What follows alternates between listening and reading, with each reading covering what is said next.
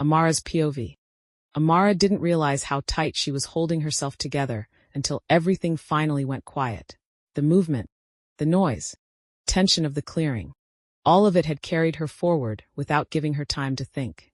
Now that it was over, now that she was no longer surrounded by motion and adrenaline, the weight of it settled in all at once. She sat on the edge of the bed in a room that didn't belong to her, her hands resting loosely in her lap as she tried to slow her breathing.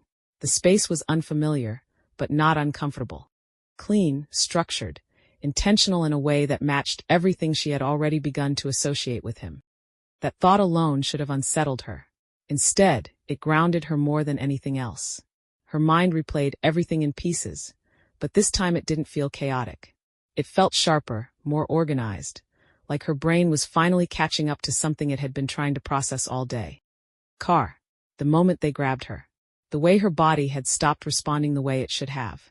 And then the clearing. The fight. The precision of it. No hesitation. No confusion. No wasted movement. That wasn't something people just did. Amara exhaled slowly and leaned forward, pressing her elbows against her knees as her hands came together loosely. Okay, she murmured to herself, her voice quiet but steady. This is real. Saying it out loud didn't make it worse. If anything, it made it easier to hold on to.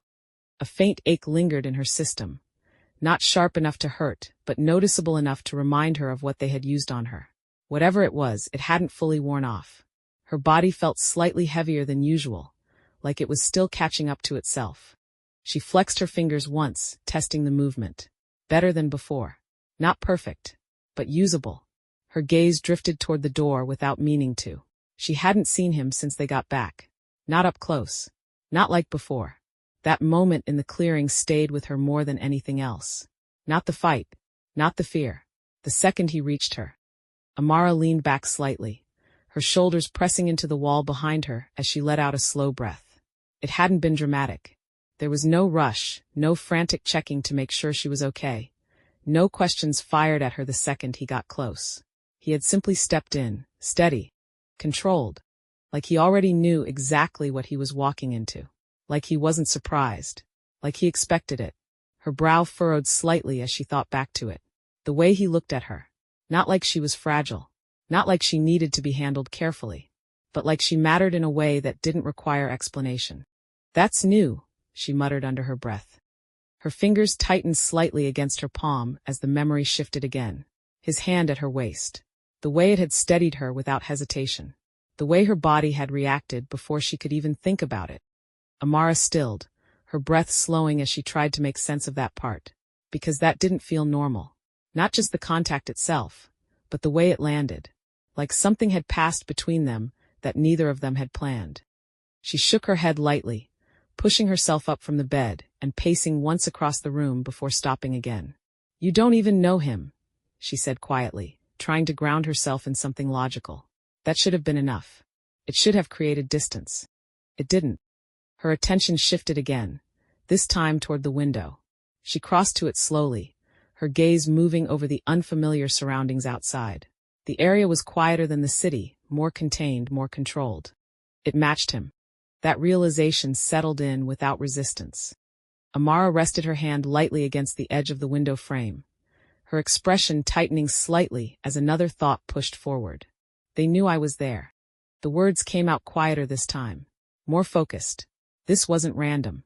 It wasn't a wrong place, wrong time situation. They had been watching, waiting. Her jaw tightened slightly as that settled in. And they took me anyway. Which meant one thing. She wasn't just caught in something. She was part of it now. The door behind her shifted slightly. Not loud. Not abrupt. Amara turned. She already knew who it was. Changho closed the door behind him with quiet precision and stepped into the room without hesitation. His presence filled the space immediately, not in a way that felt overwhelming, but in a way that made it impossible to ignore him. Amara turned fully to face him, her posture steady despite the lingering effects still working through her system.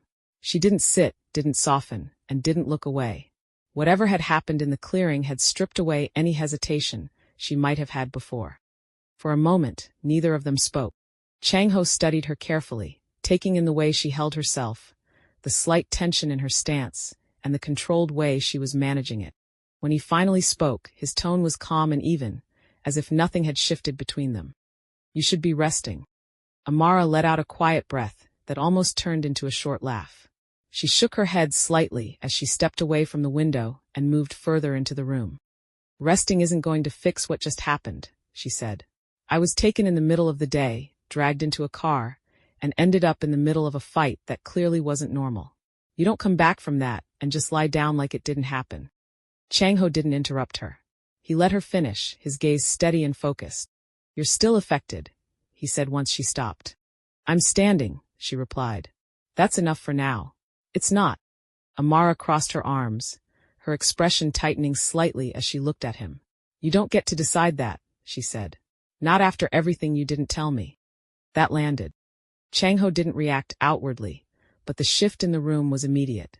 The conversation had moved past surface-level tension into something more direct, something that wasn't going to resolve itself with avoidance. "You were told to stay out of it," he said. Amara took a step closer before she could stop herself. "That's not the same as telling me what I was dealing with," she replied. "You knew this could happen, and you still let me walk into it without understanding anything." "You were already in it," Changho said. "That's not an explanation," she shot back. "That's you avoiding one." Her voice didn't rise, but the intensity behind it sharpened. She wasn't reacting out of panic.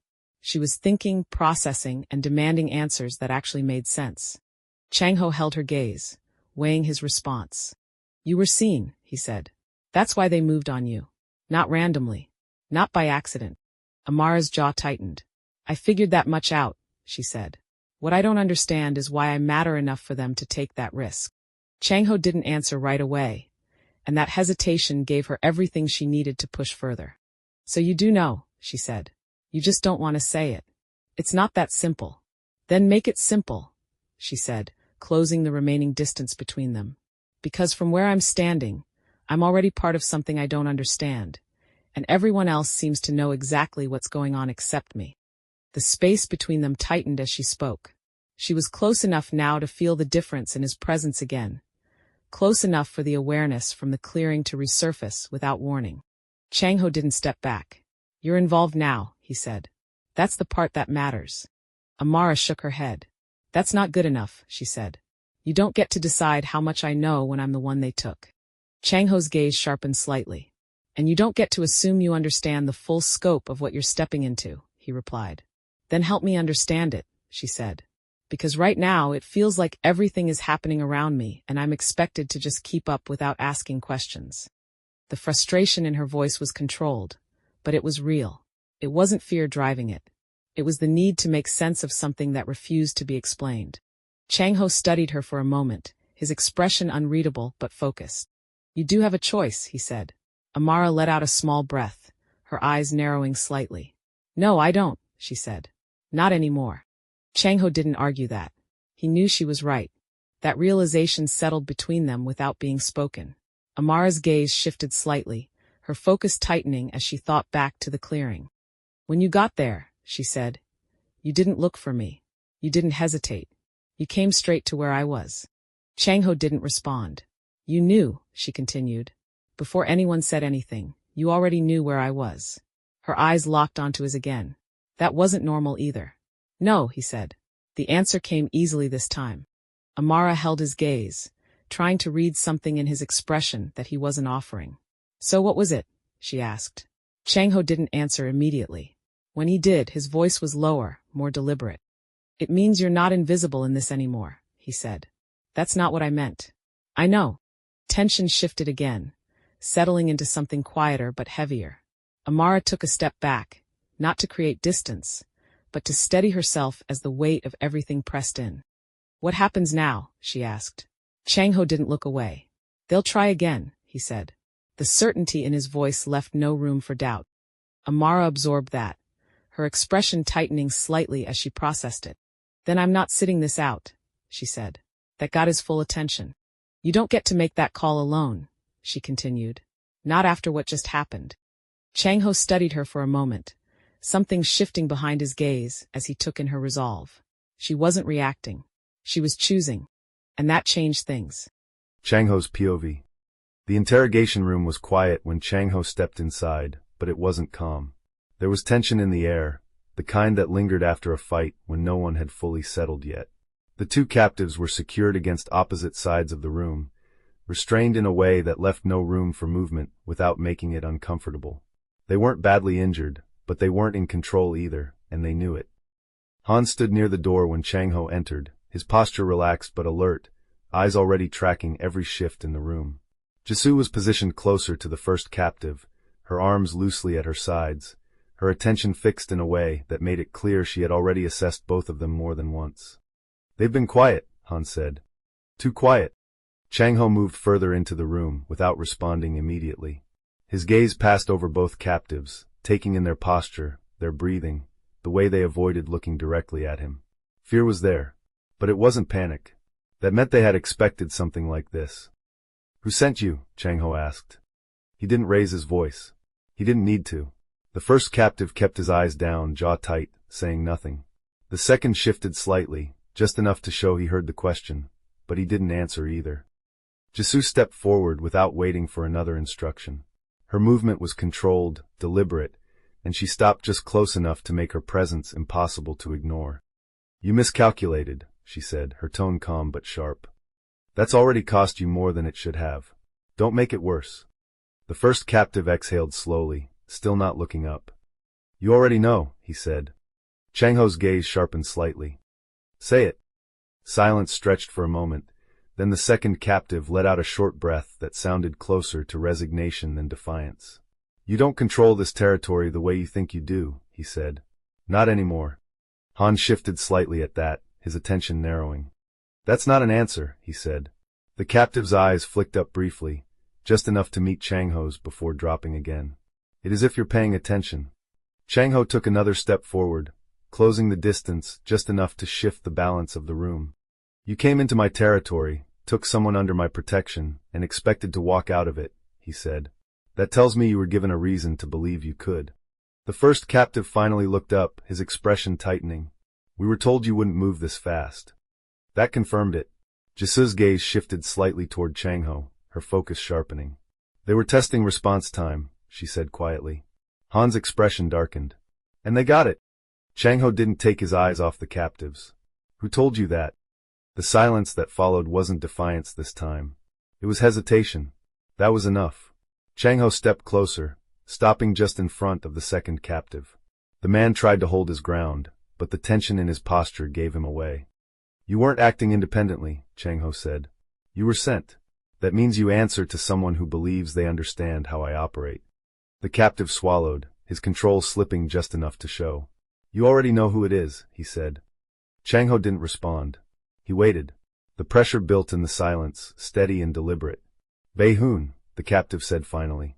The name settled into the room without needing emphasis. Han's jaw tightened immediately. Jisoo's expression didn't change, but the shift in her focus was clear. Changho didn't react outwardly, but the confirmation aligned everything. "What does he want?" Han asked. The first captive let out a short breath, almost like a laugh. "What he's always wanted," he said. "Control." "That's not new," Jisoo said. "Why move now?" The second captive hesitated again, then shook his head slightly. "You don't see it yet," he said. "That's the problem." Changho's gaze narrowed. "Explain it." The captive met his eyes this time, the edge of something more confident slipping through. "He's not just watching your territory anymore," he said. "He's watching you." That much was obvious. "What changed?" Changho asked. The hesitation came back, but it didn't last as long this time. "You did," the captive said. The answer landed clean. Han shifted slightly, his attention cutting toward Changho for half a second before returning to the captives. "That's not enough to justify this kind of move," he said. The captive's expression tightened. "It is when you're distracted," he replied. Silence followed that. Jisoo stepped in slightly, her tone colder now. "You took a human to test that theory," she said. "That's not a small move." The first captive shook his head. "That wasn't the test," he said. Changho's focus sharpened immediately. "What was?" The second captive exhaled slowly, his composure slipping just enough to reveal the truth behind it. "You were," he said. That settled it. The room went quiet again, but this time it carried weight. Changho straightened slightly, the decision already forming before anyone spoke again. They were measuring response, he said. Speed. Control. Reach. And now they have it, Han said. Jisu's gaze stayed fixed on the captives. And they know she matters. That was the part that shifted everything. Changho looked at them one last time before turning away. Hold them, he said. We'll use them later. Han nodded once. Understood. Changho didn't slow as he moved toward the door. The situation had changed. Not in a way that created uncertainty. In a way that clarified it. Baehoon wasn't testing territory. He was testing him. And now he had his answer.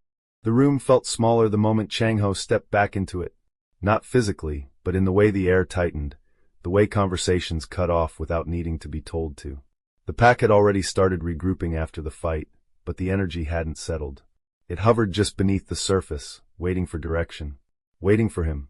Jisu and Han were already inside, standing over the central table, where a rough layout of the territory had been spread out. Several others stood nearby, quieter than usual, their attention shifting the moment Changho entered. No one spoke. Changho walked straight to the table, his gaze dropping briefly to the map before lifting again. His expression hadn't changed, but something beneath it had. The restraint he had held onto for days was no longer the same. It hadn't disappeared. It had narrowed. They were sent to test response. He said, his voice steady. Not to take territory. Not yet. Han nodded once. That lines up with what we got from them. Jisu's gaze stayed on Changho. They wanted to see how fast you would move, how far you would go, and what you would prioritize. Changho didn't look away from her. They have their answer. The room stayed quiet, but the weight of that statement settled in immediately. This wasn't a discussion anymore. This was direction. Han leaned slightly forward, his hands braced against the table. Then the next move won't be small, he said. If Baehoon has what he needs, he's not going to wait. Changho's gaze shifted across the map, tracking routes, boundaries, weak points. He wasn't just listening. He was already calculating. Good, he said. That got everyone's attention. Jisu's eyes narrowed slightly. That's not the response they're expecting. Changho's focus lifted from the map and settled on her again, calm but sharper now. No, he said. It isn't. Han straightened slightly, reading the shift. You're not planning to wait for him to move again. Changho shook his head once. He already did. The simplicity of that answer made the room go still. He crossed into my territory, Changho continued. He took someone under my protection and expected to walk away with information. His voice hadn't risen, but it carried more weight now, something darker settling into it without losing control. That doesn't get answered with defense. Jisu studied him carefully. It gets answered with escalation. Changho met her gaze. Yes.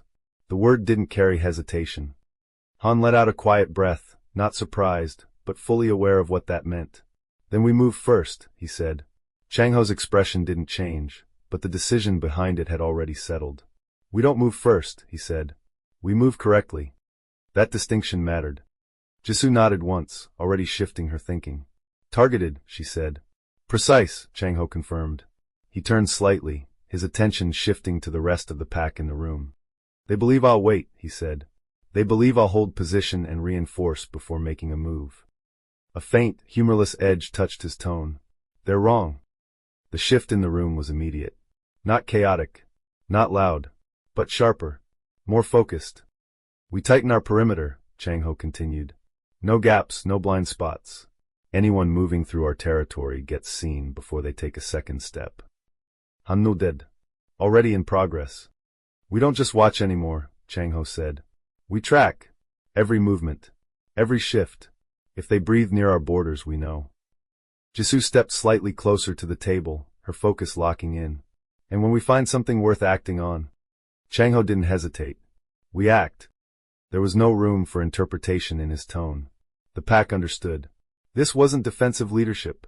This was controlled aggression. Han's expression tightened slightly, not in disagreement, but in recognition. You're drawing him out.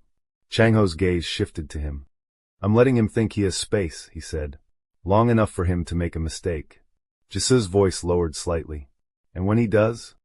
Changho didn't look back at the map this time. His focus stayed forward. We don't give him a second chance. Silence settled again, but this time it felt different. Not tense. Resolved. The pack wasn't waiting anymore. They were preparing. Changho turned away from the table, his attention already moving past the room, past the strategy, back to the one variable that had shifted everything. Her. Kazryn stirred beneath the surface, no longer pushing, no longer fighting him. Aligned. Certain. She's part of this now, Kazryn said. Changho didn't argue. He didn't deny it. I know. And this time, he didn't try to pretend it wasn't a problem. He accepted it. Changho didn't knock when he entered. The door opened with controlled force, but the energy he carried into the room wasn't the same as before. It wasn't measured in the same way. It wasn't distant. It was tighter, heavier, more dangerous. Amara was already on her feet when he stepped inside. She must have heard him coming, or maybe she had been expecting him. Either way, there was no hesitation in her posture this time. No uncertainty. She turned to face him fully, her eyes locked on his the second he crossed the threshold. You're going to explain it, she said. No greeting. No build-up. Just a demand. Changho closed the door behind him and stopped a few steps inside the room. He didn't answer right away. His gaze moved over her briefly, assessing, confirming she was steady enough to be standing, even if she shouldn't have been. You should be resting, he said. That was the wrong thing to say. Amara let out a sharp breath, her disbelief clear. No, she said, shaking her head. We're not doing that again. She took a step toward him, her frustration no longer controlled, no longer filtered. You don't get to walk in here and act like none of this needs to be explained, she continued. Not after what just happened. Changho held his ground. I told you. No, she cut in louder now. You didn't tell me anything. You gave me warnings. You gave me half-ass answers. And then I get taken in the middle of the day like I'm part of something I don't even understand. Her voice didn't break, but it carried weight now. Anger. Yes, but something else underneath it. Something sharper. I was grabbed like they knew exactly who I was, she said. Like I mattered. Like I was worth the risk. She took another step closer. Why? The question hung there, direct and unavoidable. Changho's jaw tightened slightly. You were seen, he said. Amara stared at him. That's not enough. It is. No, it's not, she shot back immediately. Because that doesn't explain you. That landed. Her gaze didn't waver. You knew where I was, she said. You didn't search. You didn't hesitate. You walked straight to me like you already knew. Changho didn't answer. Say something, she demanded. I found you. That's not what I asked. Her voice rose again, frustration breaking through completely now. What are you? She said. What are they? What is this? Changho's control tightened again, but it didn't hold the same way. Lower your voice. Or what? She challenged. You'll give me another warning? The tension in the room snapped tighter. You're pushing into something you don't understand, he said. Then make me understand it, she shot back. Changho stepped forward, closing the distance between them in one controlled movement. The shift was immediate, the space between them charged with something neither of them could ignore anymore. You don't get to demand answers from a position you don't fully grasp, he said, his voice lower now, more dangerous. Amara didn't back down. I almost got taken out because of this, she said. I think I've earned the right to know exactly what I'm dealing with. You're alive because I got there when I did. That hit. Hard. Her expression changed, not softer, but sharper. So that's what this is, she said. I should be grateful. That's not what I said. It's what it sounds like. The silence that followed wasn't empty. It was volatile. Amara shook her head, her frustration boiling over now. No, she said, stepping back. I'm done with this. She turned before he could stop her. Amara. Don't. She snapped, already moving toward the door. If you're not going to tell me the truth, then I'm not standing here waiting for it anymore. The door opened fast. And then she was gone. Changho stood still for a fraction of a second, his control snapping tight again, but this time it didn't hold. Kazryn surged forward immediately. Enough. I know where she is, Changho said, already moving. That's not the point. Changho stepped into the hallway, his focus locking outward, tracking her movement through the bond without effort. She won't get far. She shouldn't have to run, Kazryn snapped. That stopped him. Not physically, but enough. Changho exhaled sharply, tension coiling through him as the reality of that statement settled in. You're losing her, Kazryn said, quieter now, but no less sharp. Not to them. To yourself. Changho didn't respond, because he knew that wasn't wrong. He moved again, faster now, following the pull without hesitation. Outside, The air had dropped into a colder night stillness, the grounds quieter than usual. The pack house sat behind him, controlled and contained, but ahead of him, the space opened into something less structured, less predictable. Amara didn't know where she was going. That much was obvious from the way the bond shifted, uncertain, moving, but not directed. Changho found her near the outer edge of the grounds, just before the tree line. She had slowed, not because she meant to, but because her body hadn't fully recovered. Her breathing was heavier now, her posture tighter, her frustration still driving her forward even when her body resisted. "Running without direction isn't going to help," he said. She turned immediately, anger still there, still sharp. "Neither is standing in a room being lied to," she shot back. Changho closed the distance between them, his steps steady. "I didn't lie to you. You didn't tell me the truth either," she said. "There's a difference." They stood facing each other again, but this time there was no barrier, no walls to contain the tension. Just open space. And nowhere to redirect it. Amara's voice dropped slightly, but it didn't lose its edge. "What are you?" she asked again. Changho held her gaze. This time, he didn't look away. Kazryn pushed forward. "Tell her." Changho exhaled slowly, the last of his resistance tightening, then breaking. "You're right," he said. Amara stilled. "You were targeted because of what you saw," he continued. "And because of what you are to me." Her brow furrowed slightly.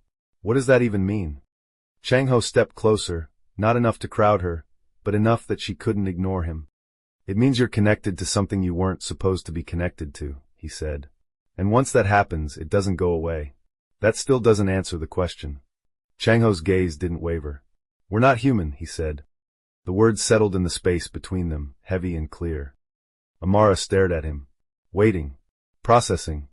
Changho didn't soften it, didn't ease into it. "We're wolves," he said. The silence that followed stretched, not because she didn't understand the words, but because of everything that came with them. "The territory, the structure, the way we move," he continued. "It's all built around that."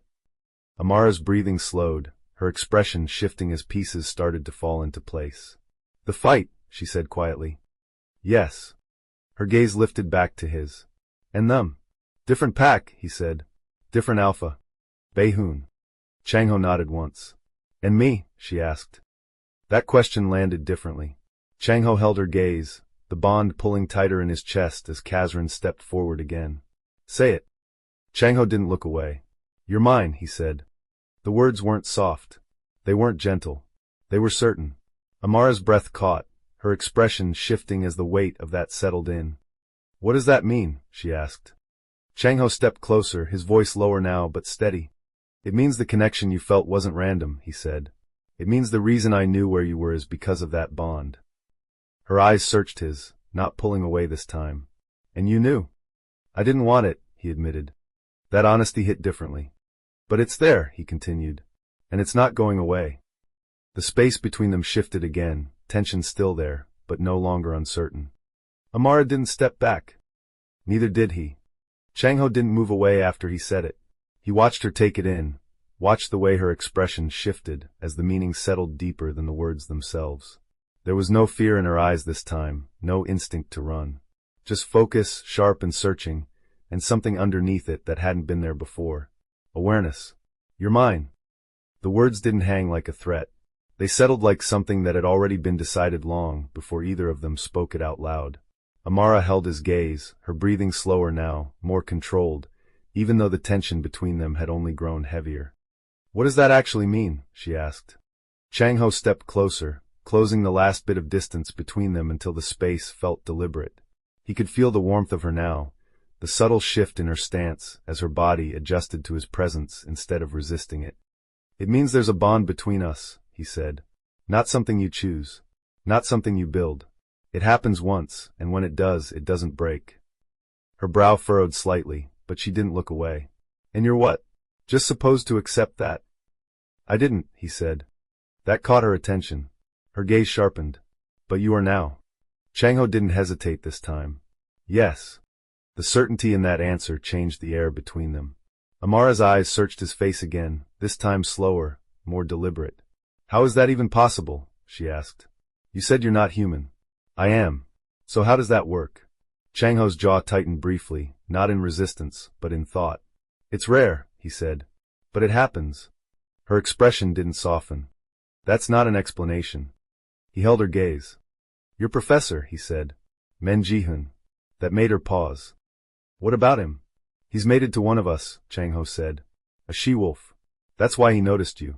That's why he didn't dismiss what you were seeing. Amara stilled slightly as that clicked into place, the pieces aligning with things she hadn't fully understood before. That's why he said I wasn't outside of it anymore, she said quietly. Changho nodded once. Yes. The realization shifted something in her, but it didn't pull her back. If anything, it pulled her further in. Her attention dropped briefly to where his hand still held her wrist before lifting again. So this bond, she said, her voice lower now. What does it actually do? Changho didn't release her. His thumb moved slightly against her skin, slow, controlled, but enough to draw her attention fully back to the contact. It connects us, he said. I can feel when something is wrong. I can find you without looking. And when you're close. He let the words settle, watching the way her breath shifted. It makes everything sharper. Amara inhaled slowly, her body reacting before she could stop it. I felt that, she said. When you touched me. Changho's gaze darkened slightly. I know. The space between them tightened again, slower this time, more deliberate. She didn't pull away. If anything, she leaned into it without realizing it, her balance shifting just enough that he adjusted his grip without thinking. His other hand came up, steadying her at her waist again. This time, he didn't pull back. The bond reacted immediately. Amara's breath caught, her fingers tightening lightly against his arm as the sensation moved through her again, stronger now, deeper, less surprising. Changho felt it just as clearly. Not overwhelming. Not out of control. But impossible to ignore. Her eyes lifted to his, closer now, her voice quieter. So what does that make me? She asked. That question mattered. Changho's hand at her waist tightened just slightly, not enough to restrain her, but enough to hold her there. You already matter, he said. That doesn't change. That's not what I asked. Her voice didn't rise, but the meaning behind it sharpened. Changho stepped closer, closing the last bit of space until there was no distance left between them that didn't feel intentional. I'm Alpha, he said. The word carried weight, even without explanation. I lead the pack, he continued. Everything here answers to me. Territory. Protection. Order. His gaze held hers, steady and unflinching. If you choose this, if you choose me, you don't stand beside that. Amara didn't move. You become part of it, he said. You stand with me, and that makes you something they won't ignore again. Her breath slowed, her eyes searching his. And if I don't choose it? Changho didn't look away. You still won't be invisible, he said. That part is already gone. The honesty in that answer hit harder than anything else. Amara's gaze dropped briefly to his chest, to the space between them, before lifting again. You didn't want this, she said. Changho exhaled slowly. No. And now? He didn't hesitate. Now I'm not letting it go. The words were quiet, but they carried more weight than anything he had said before. Amara's lips parted slightly, her breath catching again as the tension between them shifted into something deeper, something that didn't feel like conflict anymore. Her hand moved, not pulling away, but resting more firmly against his arm this time, like she was testing the connection instead of resisting it. You're very sure of that, she said. Changho's thumb traced lightly against her wrist again, slow enough that she felt it, deliberate enough that it wasn't accidental. Yes. The silence that followed wasn't empty. It stretched, heavy and charged, filled with everything neither of them was saying. Amara didn't step back. Neither did he. The shift happened before anyone spoke. Changho felt it first. Not through the bond. Through the space. The tension changed. Subtle but wrong. His gaze lifted toward the clearing, just as it opened. Han stepped in faster but still controlled. That alone was enough to signal something had gone off course. We have a problem, Han said. Changho didn't move right away. What kind of problem? Han's expression tightened slightly. One of them is dead. The words landed without shock, but not without weight. Changho turned immediately, grabbing Amara's hand, and started moving past Han without waiting for more. Jisoo fell into step beside him, her pace matching his without a word. Neither of them asked questions. They didn't need to, but they did exchange knowing looks. The interrogation room felt colder when they stepped back inside. One of the captives sat exactly where he had been left, restrained, breathing steady, eyes tracking their entrance with quiet tension. The other was still. Too still. Changho crossed the room without hesitation, his gaze fixed on the body. There was no sign of struggle. No movement out of place. No indication that anything had gone wrong. Which meant it hadn't. This wasn't force, Jisoo said quietly, stepping closer. No defensive response. No disruption. Han moved to the side of the body, crouching slightly to examine it more closely. Nothing external, he added. No visible trauma. Changho's expression didn't change. Internal failsafe, he said. Han nodded once. Timed or triggered, he replied. Either way, he didn't panic. He expected it. That was the point. The living captive let out a quiet breath from across the room. You're slower than he thought, he said. Changho didn't look at him yet. He said you'd figure it out faster, the captive continued. Now Changho turned. The man held his gaze this time, not defiant, not confident, but not afraid enough either. What did he say? Changho asked. The captive tilted his head slightly, as if considering how much to give. That you'd protect what matters, he said. But not before you understood what it was. That landed exactly the way it was meant to. Jisoo's attention sharpened. He's watching response patterns in real time, she said. Not just response, Han added. Timing. Prioritization. Changho stepped closer to the remaining captive, the shift in his presence immediate. Then he already has what he wanted, he said.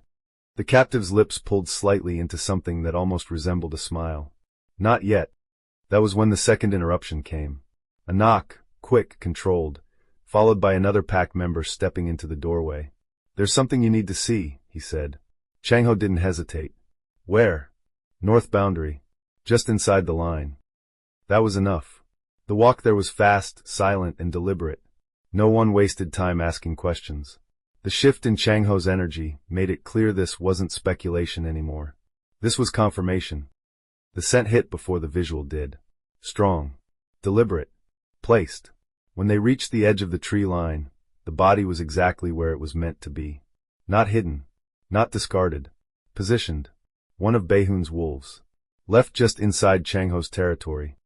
Han stopped a few steps behind him, his jaw tightening as he took in the scene. He crossed the line himself, he said. Jisoo's gaze moved across the area, scanning for anything else. No signs of struggle here either, she said. This wasn't a drop-off under pressure. Changho stepped closer, his focus narrowing as he took in the details. The body wasn't damaged. It wasn't meant to be. It was a message. Attached to the wrist was a thin strip of material, dark against the skin. Deliberate. Changho reached down and pulled it free. 3 words. She was easy. The air shifted. Han's expression hardened immediately. He's tying this directly to her. Jisoo's voice dropped slightly. He's not just testing you anymore. Changho didn't respond. His grip tightened slightly around the strip of fabric before he let it fall. This wasn't about territory. This wasn't about dominance. This was personal. Kazryn stirred beneath the surface, no hesitation this time. He's provoking you. Changho's gaze lifted slowly, scanning the tree line, the boundary, the space beyond it. Yes, he said. But his voice wasn't reactive. It was controlled. Cold. And he thinks I'll answer the way he expects. Han stepped closer. And you won't. Changho didn't look at him. No. The word settled with finality. Because this wasn't a reaction anymore. This was direction. He wanted to see how far I'd go, Changho said. Now he's trying to decide how far he can push. Jisoo's gaze stayed sharp. And the answer? Changho turned slightly, his expression unchanged, but something behind it had shifted completely. We don't let him push again. The meaning behind that was clear. No more waiting. No more testing. Han nodded once. Then we move. Changho's gaze lifted toward the dark beyond the boundary, where the scent still lingered. Yes, he said, and this time, there was no restraint left in the decision.